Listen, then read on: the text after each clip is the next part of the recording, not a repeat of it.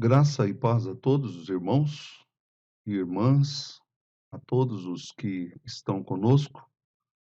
Saudamos o todos e todas com a graça de Cristo.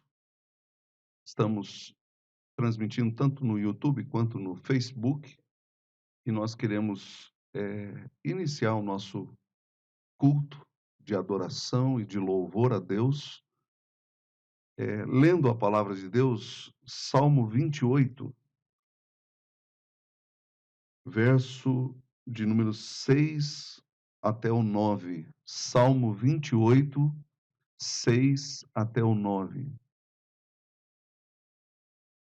Bendito seja o Senhor, porque me ouviu as vozes súplices. O Senhor é a minha força e o meu escudo. Nele o meu coração confia. Nele fui socorrido. Por isso o meu coração exulta e com o meu cântico o louvarei. O Senhor é a força do seu povo, o refúgio salvador do seu ungido. Salva o teu povo e abençoa a tua herança. Apacenta-o e exalta-o para sempre.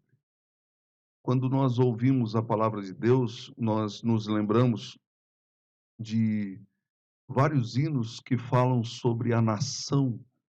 E hoje nós vamos estar tratando de um assunto que está no nosso estudo, que é a separação entre a igreja e o Estado. E esta separação existiu desde a Reforma Protestante. Eu quero falar algumas coisas sobre isso.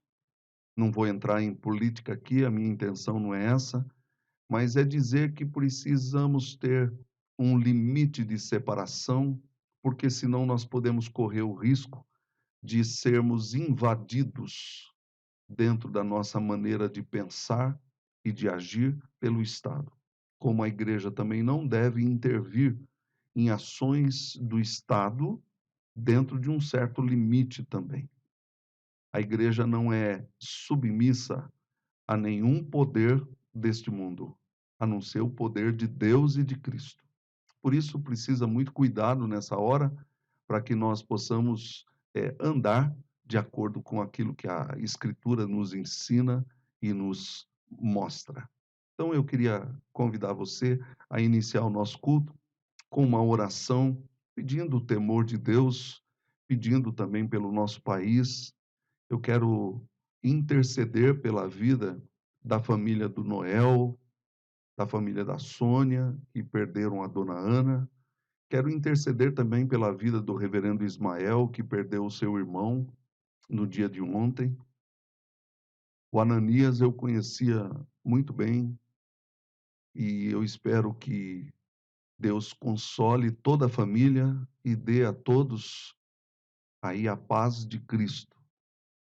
Atos capítulo 18, dos versos de número 12 em diante. Atos capítulo 18, versos 12 em diante.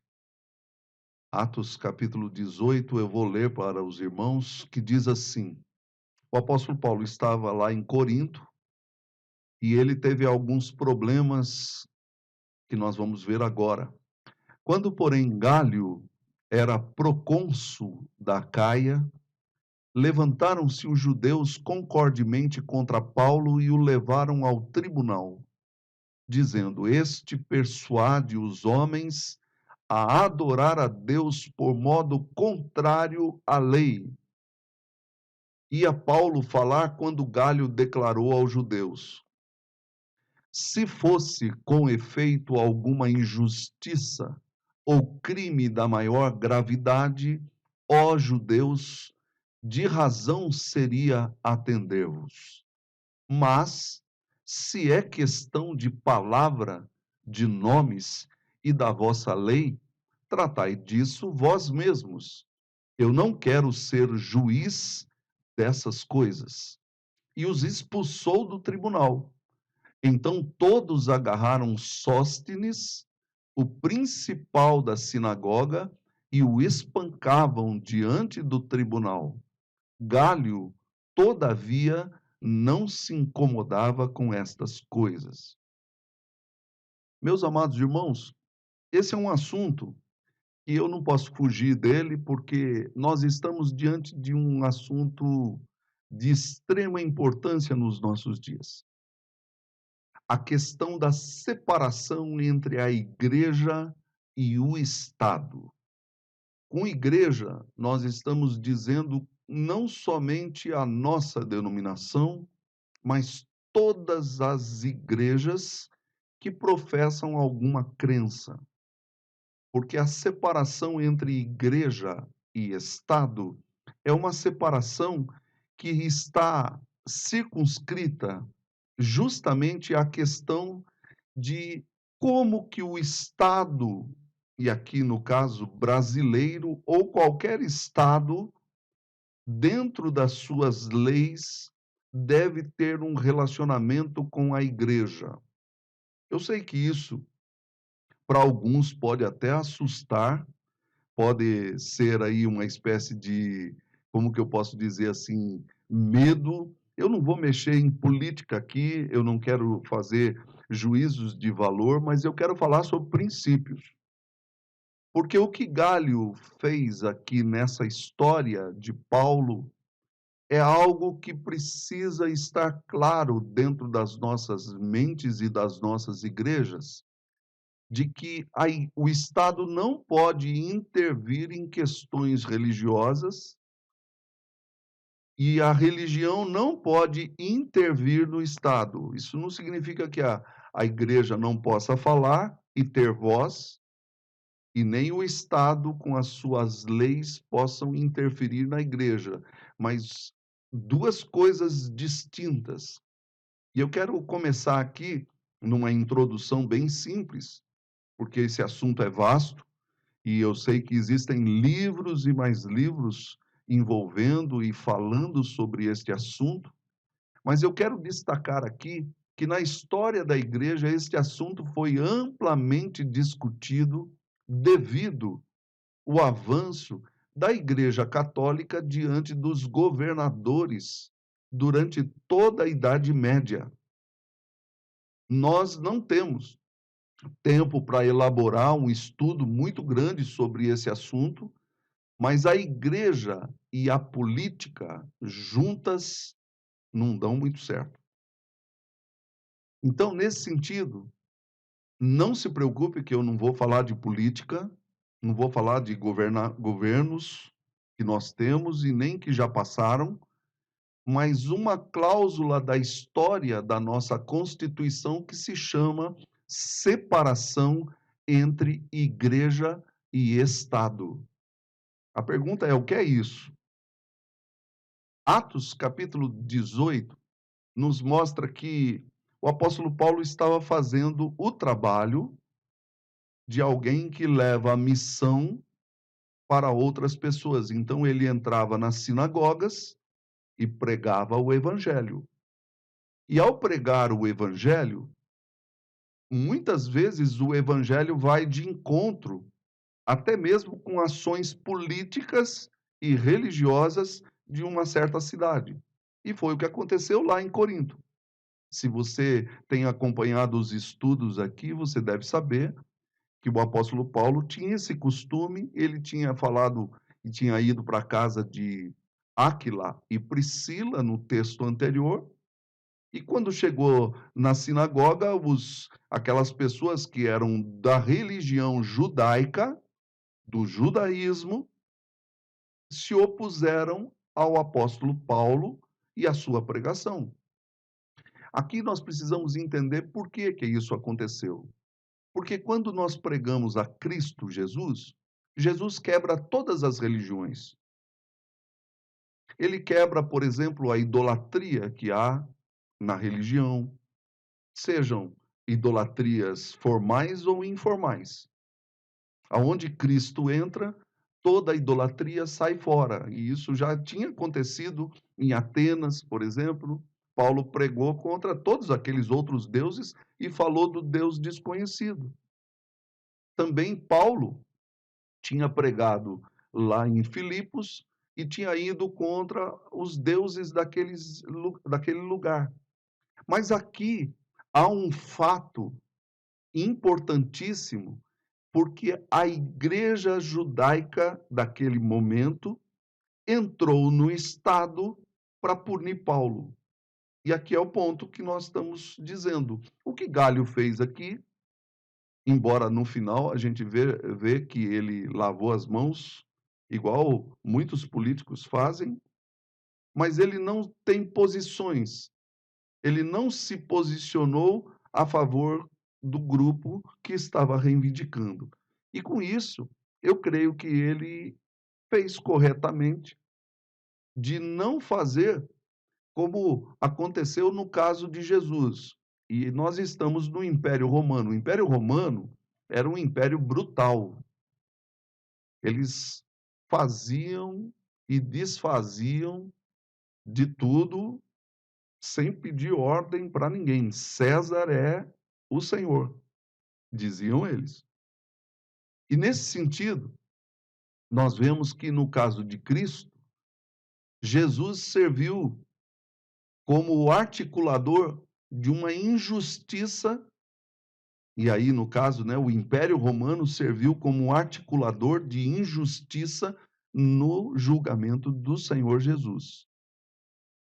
Os judeus incitaram Pilatos, dizendo que Jesus estava pregando coisas que não eram da religião deles.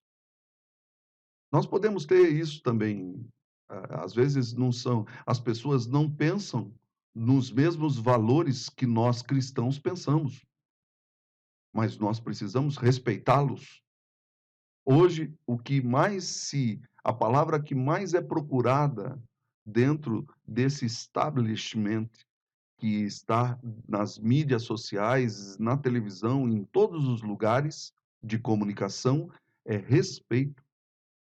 E respeito é alguma coisa que eu preciso ter para com os outros e os outros precisam ter para comigo. Sempre com linguagem boa, sem ofensas, porque tem muita gente que quer protestar com ofensas. E essas ofensas são punidas pelos tribunais. Isso é calúnia. Mas aqui no caso de Jesus, eu quero lembrar a todos que os judeus incitaram Pilatos, Pôncio Pilatos, ele padeceu nas mãos de Pôncio Pilatos, que era o Estado. E depois ele foi para Herodes, depois voltou para Pôncio Pilatos. E aí o que Pilatos fez? Ele lavou as mãos. Ele fez um julgamento desonesto. E aí o Pilatos não servia somente como governante que produz leis, mas como juiz e magistrado diante do Império Romano. Claro que havia ali intenções políticas. Nós não podemos nunca pensar que qualquer ação do governo ou dos magistrados não tem uma política por detrás. Mas o grande perigo que eu estou levantando aqui com os irmãos é no caso, por exemplo, desta separação entre igreja e Estado.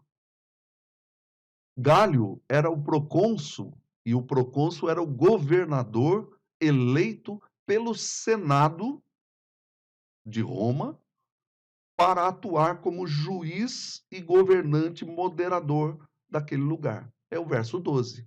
Quando, porém, Galho, que era procônsul da Acaia, de toda aquela região, então ele dirigia uma grande comarca. O texto nos diz assim que concordemente contra Paulo e o levaram ao tribunal.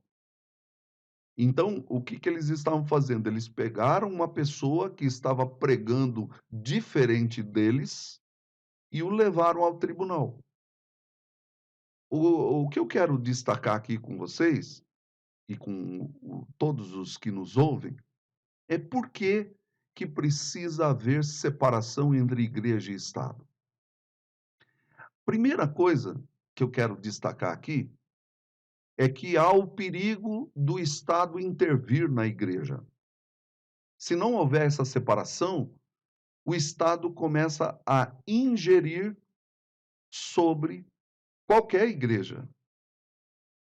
E depois eu vou falar da Reforma Protestante, que Lutero lutou contra essa ingerência, e isso foi se formulando entre os reformadores, de tal maneira que eles entenderam que o Estado não pode ter interferência na igreja. A primeira emenda dos Estados Unidos, que é uma lei mais pós-reforma, feita por pessoas reformadas, e muitos que eram constitucionalistas ali, ela foi promulgada em 1789 e ela diz o seguinte: eu quero que você ouça isso. O Congresso, isso é o Estado, não deverá fazer qualquer lei a respeito de um estabelecimento de religião ou proibir o seu livre exercício.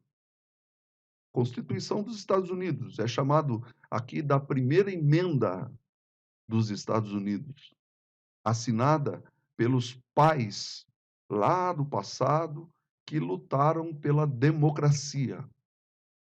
E eles diziam assim: o Congresso não deverá fazer qualquer lei a respeito de um estabelecimento de religião ou proibir o seu livre exercício ou restringindo a liberdade de expressão ou da imprensa ou o direito das pessoas de se reunirem pacificamente e de fazerem pedidos ao governo para que sejam feitas reparações ou queixas. O que a Constituição dos Estados Unidos estava fazendo é o que os judeus estavam fazendo aqui, e eles não foram atendidos por Galho. O que a Constituição está dizendo é que o Congresso não pode fazer leis que interfiram na igreja, no livre exercício de eu e você prestarmos culto, ou de qualquer outra pessoa, de qualquer outra religião, prestar culto. Eles têm os seus costumes, as suas coisas. Se não interferir na ordem nacional, a igreja tem imunidade para agir, desde que ela esteja de acordo com aquilo que é correto, ela pode agir. O Estado não tem interferência. Muitas pessoas às vezes não entendem isso e acham assim que o Estado deve intervir na igreja. E aqui a primeira emenda da Constituição dos Estados Unidos, que é a base também da nossa Constituição, já vou ler a nossa, diz que não pode. E é preciso manter essa distância, porque o Estado não pode intervir nas questões religiosas, de nenhuma forma. Nem por ingerência, nem secundariamente. E aqui eu quero lembrar a todos o perigo que há quando a igreja se une à política. Mas esse é outro assunto. Francis Schaeffer nos diz que esta primeira emenda possui um aspecto dualista, tem dois lados. Ela não somente evita a compulsão por lei de aceitação de qualquer credo ou prática, ou seja, agora nós vamos intervir no Estado para impor a nossa lei. Ela não deixa, é separação. A igreja pode falar, ela pode protestar, ela pode ir contra leis do Estado por serem injustas, mas ela não tem ingerência também sobre o Estado. Então, esse é um lado, e por outro, de qualquer forma de adoração, mas também protege o livre exercício da forma religiosa escolhida. Então, quando isso foi promulgado, Isso também defende qualquer religião.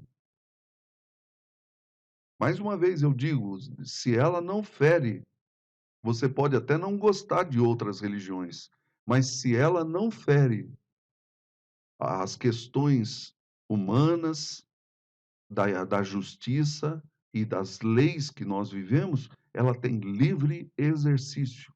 E nós devemos de defender isso sempre. Porque o dia que nós pararmos de defender isso, vão se voltar também contra a igreja. Nós precisamos dizer a todos que todos têm livre exercício de plena religião, seja ela qual for. Isso é justo diante de Deus. Ah, mas as pessoas não são de Deus. Isso não é problema nosso. Nós precisamos ser respeitados e respeitar também os outros. Nesse sentido, meus irmãos, a igreja, por que é a separação entre igreja e Estado? A igreja não deve intervir no Estado. Eu já disse isso. Por quê? Porque o Estado é laico. Isso significa que misturar igreja e Estado é voltar ao período anterior à reforma. Democracias são laicas. É claro que as democracias podem ser injustas, mas nós precisamos tomar cuidado para não confundir as bolas. Igreja é uma coisa, Estado é outra. A igreja deve criticar decisões injustas, mas pelos meios legais e princípios e normas que nós temos. A igreja pode, quando achar necessária, desobedecer o Estado desde que fundamente suas decisões mediante a liberdade de consciência e apelo aos aspectos da ética e da boa conduta. Por que eu estou dizendo isso? Porque alguém poderia me acusar aqui dizendo assim, ah lá, está desrespeitando o Estado. Não, nós devemos de respeitar o Estado. O Estado foi instituído por Deus e ele está aí para fazer o bem. Quando ele faz o mal, nós devemos de criticar o Estado. Eu quero apenas destacar aqui, porque os judeus levaram Paulo até o procônsul Gálio, dizendo: este persuade os homens a adorar a Deus por meio contrário à lei. Veja bem, é um caso de adoração e que ele estava pregando uma outra coisa que os judeus não gostavam. Quando você olha para isso, nós podemos ver no Velho Testamento que havia lá o rei Davi e, de repente, o rei Davi, que tinha feito algo terrível como defraudar o seu próprio casamento e o casamento de Urias, né, com Betsabá ou Betseba, o profeta Natã entrou no palácio e teve a coragem de dizer para Davi que ele estava errado. Natã poderia ter perdido o pescoço, mas essa é a função da igreja. A igreja precisa apontar que muitas das vezes as ações políticas e as ações que estão aí são injustas, principalmente quando se trata daqueles que são indefesos. A igreja tem que defender aqueles que não podem se defender. E a igreja tem que mostrar a justiça de Deus. Mas isso com respeito. Às vezes eu vejo muita gente aí falando no Facebook, mas não tem coragem de levantar a sua voz e falar o que precisa. Por quê? Porque nós estamos vivendo um momento em que jamais a liberdade de expressão de qualquer repórter ou qualquer pessoa ou qualquer pastor deve ser cerceada. Eu posso divergir do pensamento de muitas pessoas, mas com respeito, com ética, com boa conduta, não xingando de palavrões, como temos visto, às vezes, até mesmo cristãos fazendo isso. Pessoas que seguem a Cristo, não pega bem fazer esse tipo de coisa. A Constituição do Brasil, ela vê dessa forma, e eu quero lembrar a todos vocês, porque houve uma carta antes de 1988, que foi promulgada a nossa Constituição, e essa carta era chamada Carta de 1824, que ela instituía o catolicismo como a religião oficial do Estado brasileiro recém-independente. Durante todo o período imperial, a união entre o Estado e a Igreja Católica seria determinante para a legitimidade do regime. Quer dizer, antes da nossa Constituição vir à tona, que reinava era a Constituição antiga, que dizia que o Estado brasileiro é um Estado católico. A Constituição de 1988, ao contrário, ela disse o seguinte: a Constituição Federal, no artigo 5º, parágrafo 6, estipula ser inviolável a liberdade de consciência e de crença, assegurando o livre exercício dos cultos religiosos e garantindo, na forma da lei, a proteção aos locais de culto e às suas liturgias. Vou ler o artigo 5º e o 6º deste artigo para que todos vocês possam ouvir. Todos são iguais perante a lei. Todos. Eu sei que muitas das vezes nós vemos que nem todos são iguais perante a lei. Magistrados, juízes fazem determinadas coisas e eles não podem ser punidos porque eles têm o tribunal deles. Mas sem distinção, diz a nossa Constituição, de qualquer natureza, garantindo-se aos brasileiros e aos estrangeiros residentes do país, no Brasil, a inviolabilidade do direito à vida, à liberdade, à igualdade, à segurança e à propriedade, nos termos seguintes: é inviolável a liberdade de consciência e de crença, sendo assegurado o livre exercício dos cultos religiosos e garantida, na forma da lei, a proteção aos locais de culto e às suas liturgias. Terceiro lugar, por que deve haver separação entre igreja e Estado? Porque nenhum Estado pode privilegiar uma religião em relação à outra. O que a reforma diz? A reforma protestante aconteceu não somente porque Lutero estava bravo com o Papa e a igreja, mas de um lado da reforma é que os imperadores e monarcas estavam cansados com o domínio da Igreja Católica nas ações do Estado em si. Grande parte dos estados na Europa aderiram à reforma não por causa do Evangelho, e não sejamos inocentes aí, né? Muitos queriam liberdade para agir sem a autorização da Igreja. É o caso especial, por exemplo, de Henrique VIII, na Inglaterra, que queria casar-se com Ana Bolena e a igreja não permitia. E o que ele fez? Ele rompeu com a igreja e com o Papa. Então, eu quero dizer para todos e para todas que, ao falarmos desse assunto, nós precisamos sempre tomar cuidado, porque é preciso respeito para com as autoridades dos magistrados e dos governantes. Quando eu chamo magistrados, são os juízes e os governantes. Todos eles prestarão contas a Deus. Como eu e você, um dia também haveremos de prestar contas de toda a palavra que sair da nossa boca. Mas os reformadores, nas suas confissões, queriam autonomia da igreja sem a ingerência do Estado.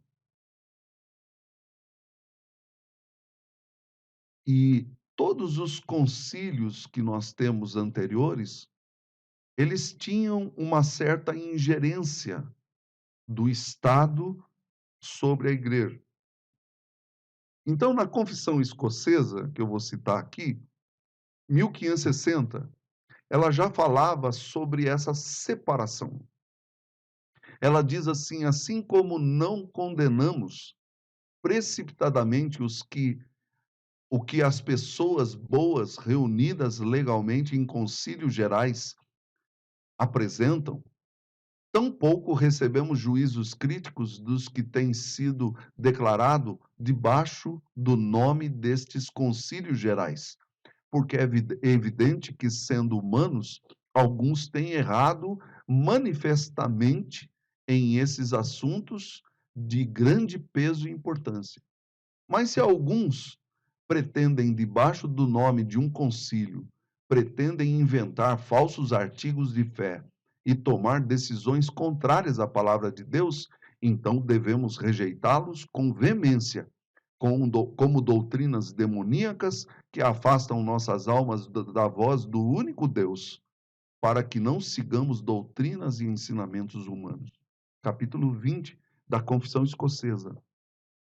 Eu não vou citar todas as confissões aqui, porque não é o meu sentido, mas só demonstrar para todos os nossos queridos que estão nos ouvindo o perigo que há entre essa separação entre igreja e Estado. E nesse sentido, meus queridos irmãos, ainda a mesma confissão escocesa, ela diz assim, ela reconhece: confessamos e reconhecemos que impérios, reinos, domínios, cidades e governos são designados e ordenados por Deus. Seus poderes e autoridades, imperadores dos impérios, reis e seus reinos, duques e príncipes em seus domínios e magistrados nas cidades, são ordenados por Deus para a manifestação de sua própria glória e para o bem-estar de todos os seres humanos. Sustentamos ainda mais que os príncipes e governantes cumpram responsavelmente seus ofícios. Então, todas as confissões, elas marcaram essa separação entre igreja e Estado. A igreja precisa orar pelo Estado, mas isso não significa que ela tem que abaixar a cabeça para o Estado. A igreja precisa ser a voz crítica do Estado, segundo a minha interpretação, porque Jesus fez isso com o Estado lá, não somente da religião que ele condenou, dos fariseus, mas também de Herodes, de Pilatos e de todos os governantes que são tiranos. Todas as confissões reconhecem o Estado, mas reconhecem Deus acima do Estado. E eu diria Deus acima de todo homem. Mesmo que o meu pai ou minha mãe, eu sei que minha mãe parece que está ouvindo também, Deus é acima deles. Na vida de um cristão, a palavra de Deus é lei. E aqui eu quero entrar aqui porque, como é próprio do texto, o texto diz que ia Paulo falar quando Galho declarou aos judeus: se fosse com efeito alguma injustiça ou crime de maior gravidade, ó judeus, de razão seria atender-vos. Ou seja, a minha função aqui como Estado, disse Galho, é atender algumas coisas, injustiça, crime de maior gravidade. E o que ele está descrevendo é que existem determinadas questões religiosas que cabe à religião e não ao Estado. O Estado, ele é laico, mais uma vez. O que significa isso? Ele não é de nenhum partido religioso. Ele não pode defender a nossa igreja em detrimento das outras igrejas. É isso que significa Estado laico. E aqui eu quero dizer que Galho acertou na palavra e expulsou todos aqueles homens do tribunal dele. Jamais devemos levar questões políticas da igreja e na igreja. Alguns anos atrás eu fui criticado em Araçoiaba mesmo, é lógico que eu não vou dizer nomes, mas porque eu não queria política nos palcos da nossa marcha para Jesus. Por quê? Porque político gosta de se aproveitar dessas questões religiosas para impor e para fazer propaganda política. Quem está me ouvindo aí e me conhece sabe que eu não permito isso na igreja. Agora, isso não significa que eu não tenho opinião, você não tem opinião, e eu devo respeitar a sua opinião como você deve respeitar a minha opinião. E mesmo aqueles que pensam diferente de você. Você precisa aprender a respeitar. Hoje nós vivemos numa época em que muitas pessoas da família estão brigando por causa dessa questão política. E nós estamos confundindo as coisas, misturando a igreja com o Estado. O que que nós defendemos? Quais são os princípios que regem a nossa vida? E aqui eu quero terminar, porque quando você olha alguns textos da palavra de Deus, a palavra de Deus já nos coloca num determinado lugar. Eu quero ler para vocês Romanos capítulo 13, versos de 3 até o 7. Porque os magistrados, os juízes, não são para temor quando se faz o bem, e sim quando se faz o mal. Cuidado quando você está xingando um juiz, porque a palavra de Deus está dizendo o seguinte: cuidado, veja direito o que você está fazendo. Você pode discordar do juiz, mas você não pode fazer o mal. Nós vimos aí nesses dias, e nós estamos vendo isso nessa pandemia toda, uma série de questões envolvendo esse versículo que nós estamos lendo. Faze o bem e terás louvor dos magistrados, visto que a autoridade é ministro de Deus para o teu bem. Entretanto, se fizeres o mal, teme, porque não é sem motivo que ela traz a espada, pois é ministro de Deus, vingador, para castigar o que pratica o mal. O apóstolo Paulo está falando de Nero. Eles tinham todos os motivos para xingar Nero, mas o apóstolo Paulo não faz isso. Está dizendo lá que todos eles eram ministros de Deus para o bem. É estranho, não é? Porque eu posso discordar de quem quer que seja, com respeito, com ética, com sabedoria, movendo talvez até mesmo ações, não há problema. Eu sou professor e nem sempre sou unânime com aquilo que eu falo e todo mundo concorda comigo. Não é assim. E todo mundo tem o direito de expor a sua maneira de pensar, com respeito e com ética, porque é o que está faltando hoje. Não existe mais respeito. Se uma pessoa pensa um pouquinho diferente de você, ele é seu inimigo. Se alguém pensa, até mesmo eu tenho ouvido aí algumas pessoas assim, se alguém pensa, por exemplo, nos mais pobres, ele é comunista. É ridículo isso. Mas é o que nós estamos vivendo. Essa intolerância a não respeitar o pensamento das pessoas. Separação entre igreja e Estado tem a ver com isso. E aqui, queridos, o apóstolo Paulo nos diz ainda: é necessário que lhes estejais sujeitos, não somente por causa do temor da punição, mas também por dever de consciência diante de Deus. Respeito. Já há alguns anos atrás eu tenho falado que muita gente perdeu o respeito pela pessoa do presidente da República. Os humoristas não têm respeito, cristãos não têm respeito. Talvez você diga assim: "Não, mas eu respeito", mas respeitava também o outro que saiu ou a outra que saiu? São essas questões que vão criando esse estado democrático que a gente é intolerante com o pensamento dos outros. Você tem todo o direito de discordar, mas eu quero encerrar aqui, porque o próprio Jesus, ele deu uma definição muito boa sobre essa questão. Pegaram uma moeda e disseram: "Nós devemos de pagar tributo a César", e eles estavam querendo, colocar Jesus contra César. Porque se Jesus dissesse assim: "Não, vocês não devem pagar", eles poderiam dizer: "Ah, tá vendo? Jesus está dizendo que não se deve pagar tributo para César". Por quê?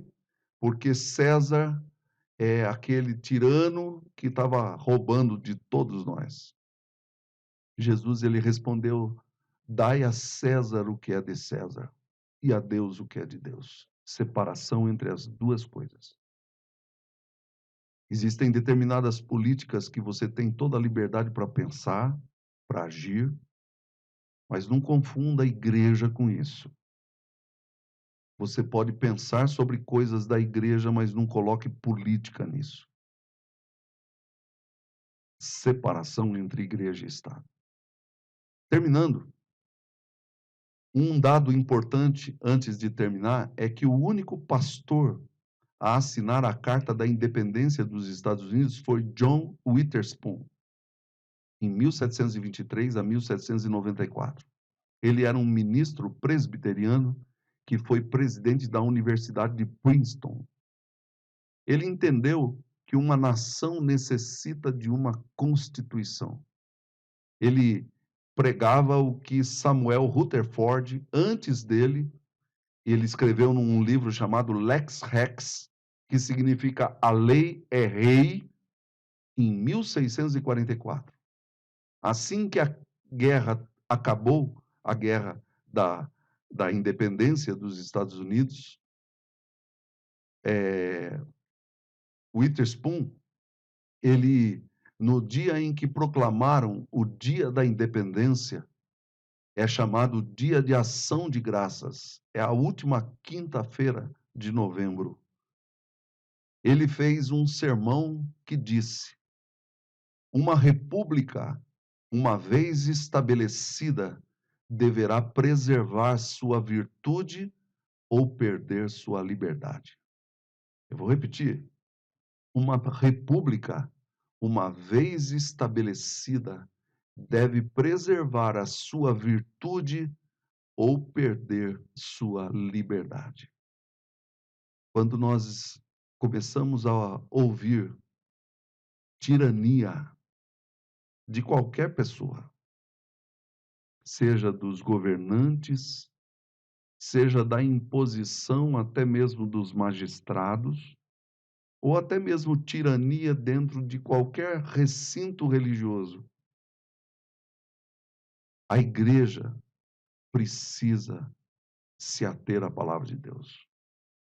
Uma república, que ele falou lá naquele dia de ação de graças, uma vez estabelecida, deverá preservar sua virtude ou perder sua liberdade.